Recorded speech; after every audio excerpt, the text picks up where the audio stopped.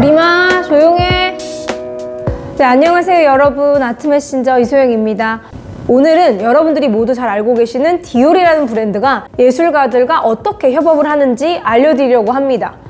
이 영상을 끝까지 보시면 현대미술 공부도 되고요, 우리가 말하는 명품이라고 불리는 이런 브랜드들이 어떻게 예술가들과의 협업을 통해 가치를 창출해내는지 인사이트도 얻을 수 있습니다. 나아가 혼자 작가를 서칭해보면서 새로운 작가를 알아가는 기쁨도 느낄 수 있습니다. 제가 작년 말쯤에 디올이라는 브랜드와 VVIP 대상 강연을 진행을 했는데요. 디올 레이디 아트라는 프로젝트입니다. 일단 우리가 모두가 다 알고 있는 크리스찬 디올. 크리스찬 디올이 패션계에 종사하기 전에 갤러리를 운영했다는 사실 알고 계신가요? 1928년 23살의 나이에 디올은 친구 자크 봉장과 함께 파리에서 아트 갤러리를 오픈을 합니다. 이 갤러리는 당대 거장들의 작품을 전시하며 큰 주목을 받았습니다. 이 작품은요, 당시의 독일 출신 화가 폴 슈트레커가 그린 디올의 모습인데요. 갤러리스트였던 디올의 모습을 화가가 그린 초상화로 만나볼 수 있습니다. 이 초상화는 크리스찬 디올이 패션 디자이너가 되기 전 예술적인 관심과 시대적 분위기를 담고 있어 더욱 의미 있는 작품입니다. 1931년 디올은 세계 대공황과 아버지의 사업 파산으로 갤러리의 문을 닫습니다. 그리고 1946년 파리 몽테뉴가 30번지에 자신의 패션하우스를 설립을 하면서 디올의 상징적인 컬렉션이 탄생을 하게 됩니다. 현재 이 장소는 라 갤러리 디올이라는 박물관으로 운영이 되고 있고요. 이 뮤지엄은 크리스찬 디올과 디올의 후계자들이 디자인한 오띠꾸띠리 모델, 디올의 삶과 역사, 소장품 등을 전시하면서 디올 하우스의 오래된 역사를 13개의 테마로 한눈에 살펴볼 수 있게 꾸며놓았습니다. 그리고 1947년 이듬해 디올은 지금 우리가 정말 잘 알고 있는 디올만의 그 여성스러운 라인, 뉴룩을 발표를 하게 됩니다. 사실 디올에 가면 디자인이 크게 바뀌지 않고 이 허리가 잘록 들어간 자켓과 풍성한 스커트를 볼 수 있는데요.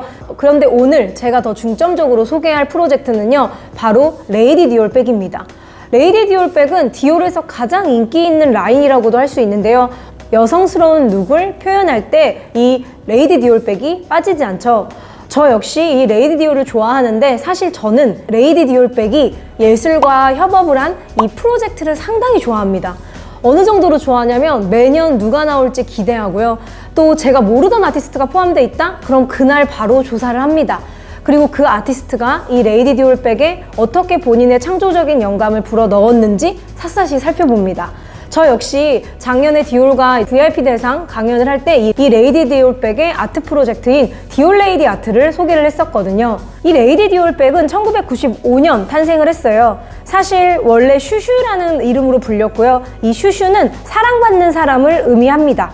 1995년 다이애나 왕세자비가 프랑스를 방문했을 때 당시 프랑스 대통령 자크 시라크의 영부인인 베르나데트 시라크 여사가 디올 하우스에 특별한 가방을 요청해서 이 가방을 다이애나에게 선물을 합니다. 그 후로 이 가방은 다이애나 왕세자비의 마음에 들어 여러 공식 석상에서 자주 착용을 하게 되었고, 그로 인해 노출이 많이 되고 전 세계적으로 주목을 받았습니다. 이러한 인기에 힘입어 디올은 이 가방을 슈슈가 아닌 레이디 디올이라는 이름으로 공식으로 출시를 하게 됩니다. 여러분들이 잘 아시겠지만 나이키나 아디다스 그리고 루이비통 역시 아티스트와 콜라보를 정말 많이 하는데요. 이 디올 레이디 아트 프로젝트는 조금 특별한 게 한 번에 한 명의 작가를 하는 것이 아니라 상당히 여러 명과 협업을 합니다. 그래서 한 번 라인업이 발표되면 그 여러 명의 작가가 어떻게 이 레이디 디올 백을 변신시켰는지 그것을 살펴보는 게 상당히 미적인 재미인데요. 이 디올 레이디 아트 프로젝트는 2016년 시작이 됐고요. 매년 새로운 에디션을 선보입니다. 좀 재밌는 게 디올 하우스에 가면 과거의 디올 레이디 아트 프로젝트 가방을 볼 수 있게 전시도 하고 판매도 합니다. 세계적인 아티스트들이 뽑히고요. 2024년 발표했던 9번째 프로젝트는 11명의 작가가 뽑힙니다. 물론 한국 작가도 있고요. 실제로 지금 여기 제이슨 마틴 작품이 있는데, 제이슨 마틴 역시 이 디올의 아트 프로젝트에 참여를 해서 레이디 디올 백을 제이슨 마틴의 방식으로 재창조한 적이 있습니다. 사실 제가 작년에는 강연으로 소개를 했지만 프리즈 기간에 이 디올 레이디 아트 프로젝트에 참여했던 한국의 작가 중 3명의 작가와 토크를 또 진행을 했었는데요.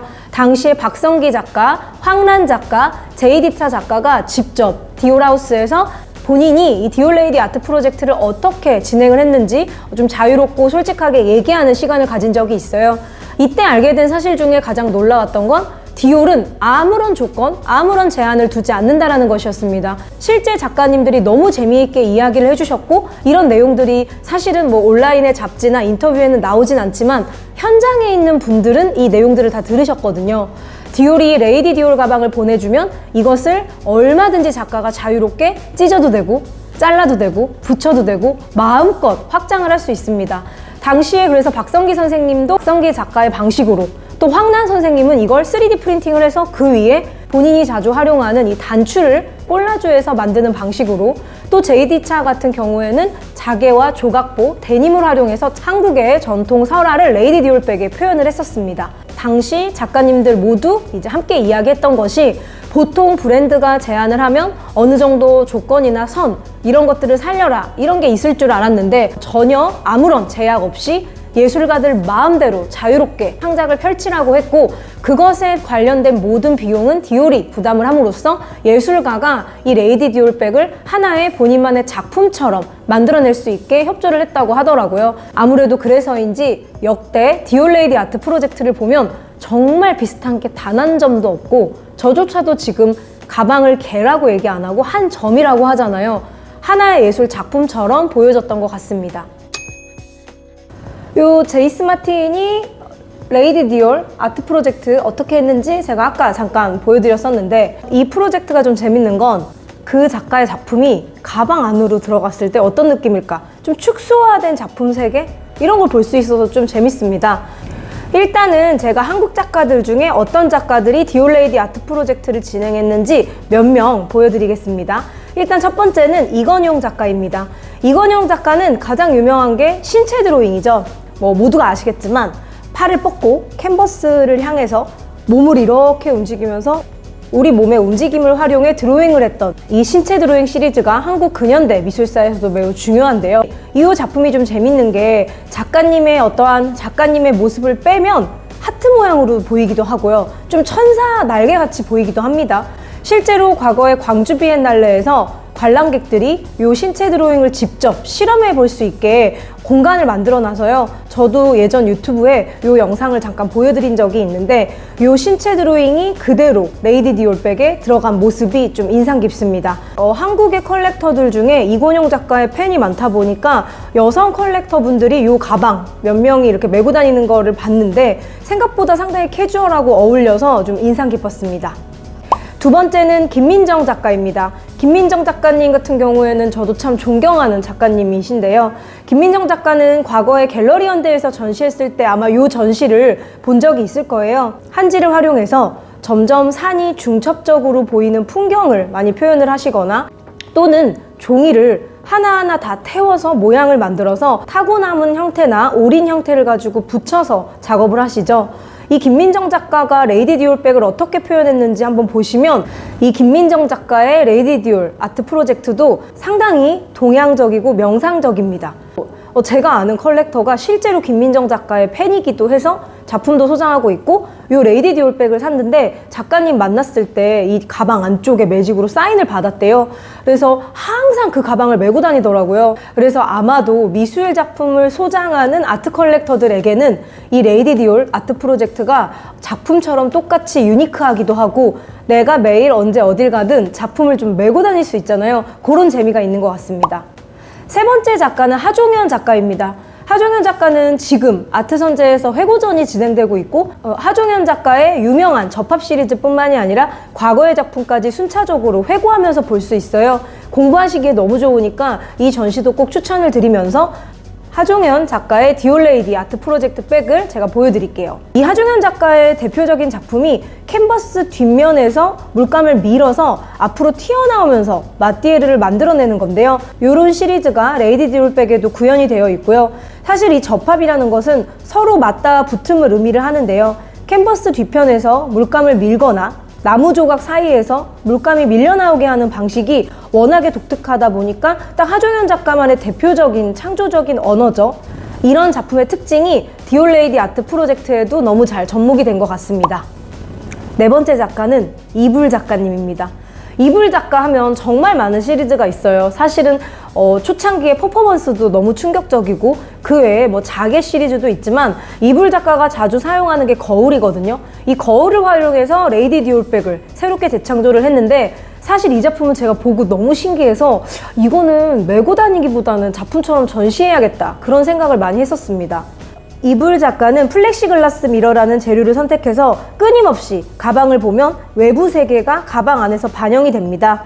핸드백 자체가 미술 작품처럼 감상하는 것이 아니라 좀 입을 수 있고 멜 수 있기 때문에 오히려 자신과 거울이 비추는 타인, 또 환경이라는 세 가지 요소가 만나게 하려고 이렇게 작품을 만들었다고 해요. 결국은 이 가방을 드는 사람이 누구고 어디를 가고 어떤 사람을 만날 때마다 이 가방에 붙어있는 거울 속에서 매번 다른 풍경들이 탄생을 하기 때문에 일부러 거울을 활용해서 레이디 디올백을 만들었다고 합니다. 오히려 저는 이불 작가의 이 거울로 만든 레이디 디올백이 이건 가지고 다니기보다는 전시해야겠다라고 생각을 했는데 반대로 이불 작가는 아니다, 이거 오히려 메고 다녀야 이 가방에 붙어있는 수많은 미러들이 너가 만나는 누군가들을 다시 보여준다.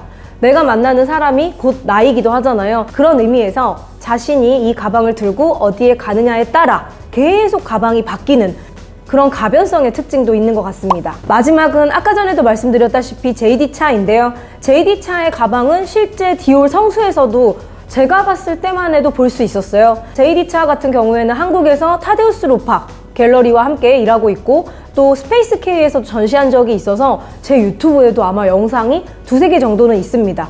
실제 저랑 동갑이기도 하고 아티스트 토크 때 만나보기도 했었는데 작가가 본인이 한국인이지만 캐나다로 이민 간 엄마 밑에서 이제 자랐기 때문에 정말 한국적인 것은 뭘까 이런 고민을 많이 했다고 해요. 좀 재밌는 일화가 작가는 이제 엄마나 할머니로부터 한국에 대한 이야기를 들으면 실제 한국은 호랑이도 막 살고 과거의 그 전래동화 속 이미지가 지금의 한국이라고 생각을 했다고 해요. 한국을 이제 한 번도 안 와봤을 때에는.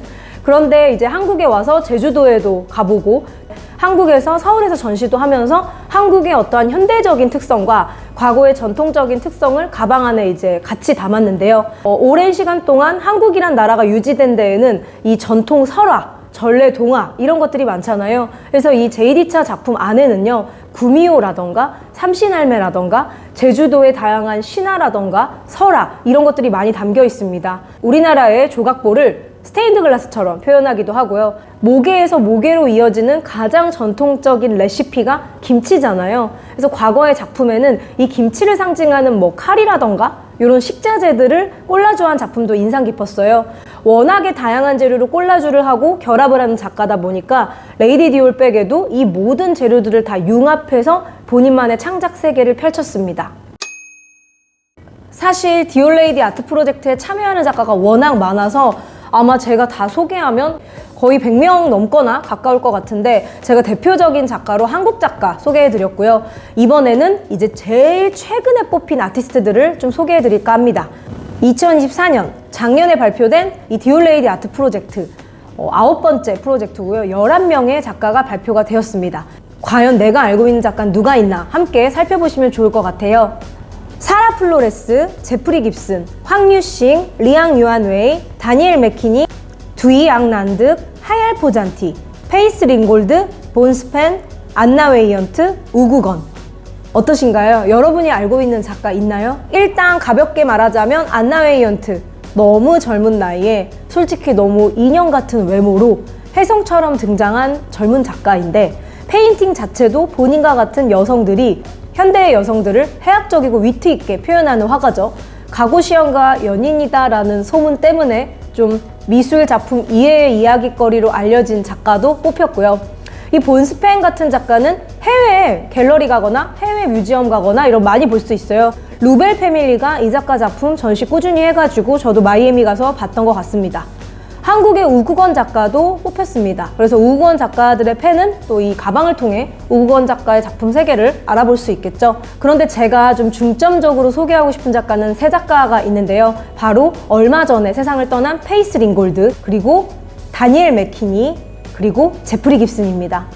이 3작가는 2025년 꼭 알아야 되는 작가여서 끝까지 보시고 공부를 하셨으면 좋겠는데요. 일단 제프리 깁슨 먼저 설명을 드릴게요. 제프리 깁슨은 제가 제프리 깁슨을 처음 알았을 때는 이 정도로 유명해질지 몰랐던 작가예요.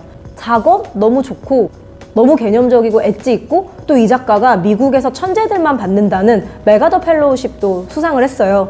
그래서 꾸준히 좋은 작가라고 알고는 있었는데 글쎄 작년에 베니스 비엔날레 미국관 대표 작가로 뽑히면서 아주 글로벌한 스타가 된 것 같습니다. 프리 깁슨의 작품은 우리나라에서는 프리즈 서울에서 스테판 프리드먼이 몇 번 가지고 나왔기 때문에 보신 분도 있을 거고요.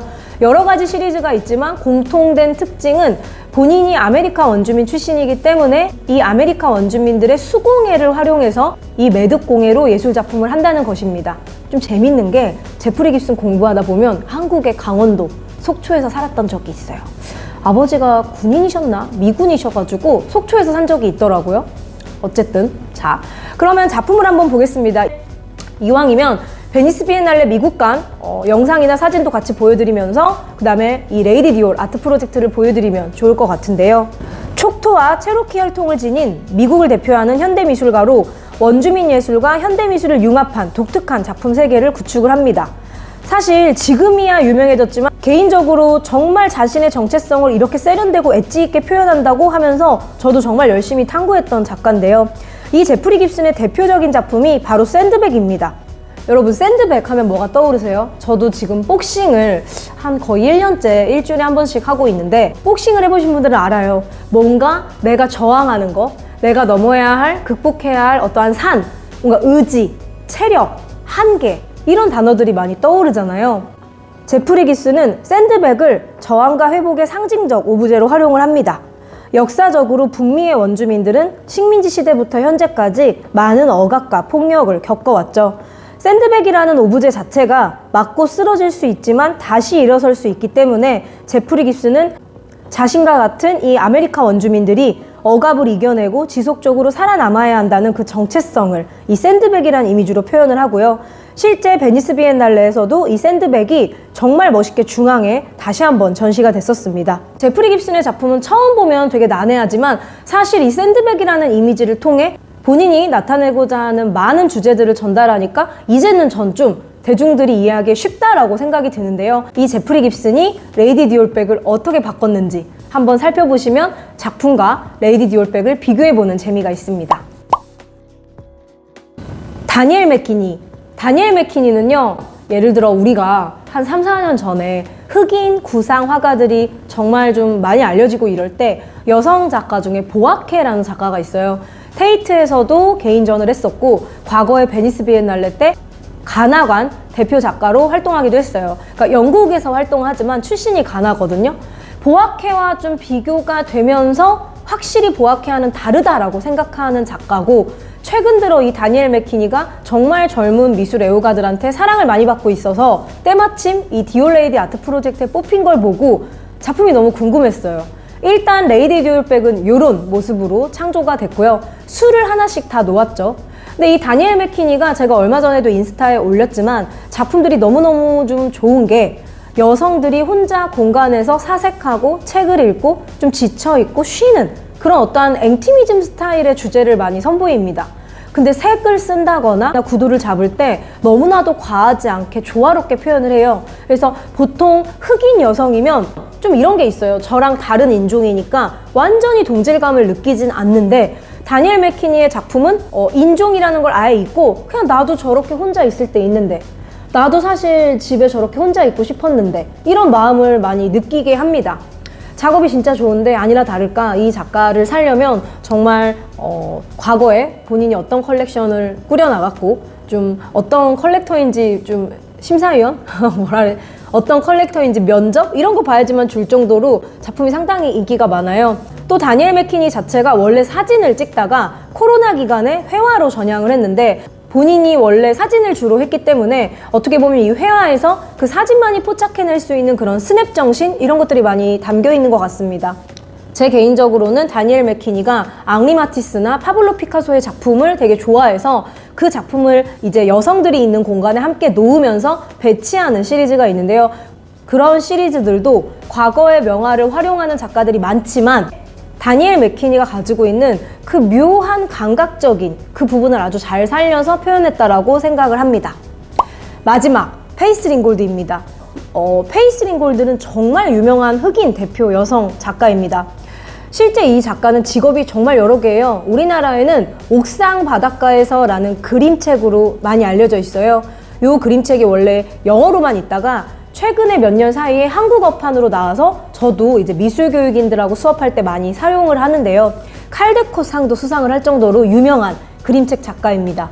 근데 이 그림책을 보시면 아시겠지만 이 페이슬린 골드가 정말 많이 사용하는 게 퀼트입니다. 과거에 흑인 여성들이 다 같이 단체로 합동으로 퀼팅을 정말 많이 했잖아요.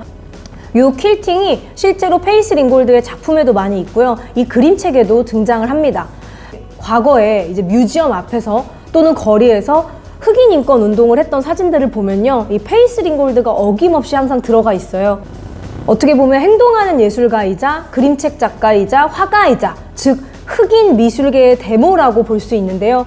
이 페이슬린 골드가 1930년생이면 앤디 홀과 쿠사마요이와 한두 살 차이밖에 안 나거든요. 근데 2024년 작년 봄에 이제 세상을 떠나면서 떠나기 전에 이 프로젝트를 위해 특별한 작품 6개를 창작을 했습니다. 본인이 1971년에 작업했던 포스터와 작품을 가지고 콜라주를 활용해서 재해석한 백도 있고요. 또 페이슬린 골드의 작품에 흑인들이 재즈를 부르는 그런 모습들도 많이 등장을 하는데 이 작품을 가지고 비즈로 구현을 한 작품도 있고요. 페이슬린 골드가 처음으로 추상을 했었는데요. 그 추상 작품을 가지고 진행한 디올 백도 있습니다. 페이슬린 골드 작품이 정말 재밌는 게 많아요. 과거의 앙리 마티스의 작품을 흑인 여성들의 퀼팅식으로 재해석을 한다거나 모나리자가 있는 루브르 박물관 장면을 흑인 소녀들이 감상을 하는 모습이라던가 그래서 나중에 페이슬린 골드는 제가 따로 한 번 더 추가적으로 좀 자세히 설명하고 싶을 만큼 중요한 작가니까요. 이 영상을 통해 꼭 체크해 놓으시면 좋을 것 같습니다. 보너스로 한 작가 더 하겠습니다. 제가 이 작가 재밌어서 BPC 아트가 7개 있잖아요. 7개의 BPC 아트뿐만이 아니라 전국에 있는 많은 미술 교육인들에게 이 작가로 미술 수업을 해보자라고 많이 제안도 했는데요. 2024년 프리즈 서울에서 젊은 작가로 주목받으면서 좀 알려진 하얄 포잔티입니다. 이 하얄 포잔티는요, 그림을 처음 딱 보면 꽃이 너무 많아서 되게 예쁘다라는 생각이 들어요. 자, 근데 그냥 예쁘기만 하면 제가 매력을 많이 못 느꼈겠죠? 미술이 꼭 예뻐야 될 필요는 없으니까요. 물론 아름다우면 좋지만 이 작가의 재밌는 요소는요, 이 작가 자체가 본인이 스스로 문자를 만들어요. 그래서 초창기 작업을 보면 본인이 만든 문자를 조합하면서 추상화를 합니다. 전 이런 게 너무 재밌었어요. 그래서 본인만의 언어를 만들어서 그 언어를 가지고 조합하면서 만든 추상화 시리즈가 있고요. 그 시리즈가 이제 시간이 흐르면 자연적이고 유기적인 형태로 변한 게 최근 프리즈 서울에서 보였던 작품입니다. 작가 역시 83년생, 저랑 비슷한 나이인데요. 하얄 포잔티는 튀르키예 출신으로 미국에서 활동을 하고 있는데요. 2024년 프리즈 서울, 아까 제가 말씀드렸죠. 프리즈 서울에서도 선보이고 광주 비엔날레에서도 선보였습니다. 포잔티는 룬 문자와 고대 산스크리트어까지 거슬러 올라가서 전 세계 문명이 어떻게 문자로 의사소통이 되는지를 연구를 하면서 수백 개의 도형으로부터 31개의 상형 문자를 만들어낸 다음에 그 상형 문자를 조합해서 자신만의 추상 문자를 완성을 합니다. 그리고 이 작가가 공공미술, 특히 뉴욕 공립도서관에 작업을 한 게 있는데 이 도서관 사진 보면 너무나도 큰 공간에 설치를 재밌게 했어요. 총 85피트 길이의 천장에 전시가 되어 있고요. 즉 회화뿐만이 아니라 공공미술, 설치, 조각까지 연결을 하는 작가예요.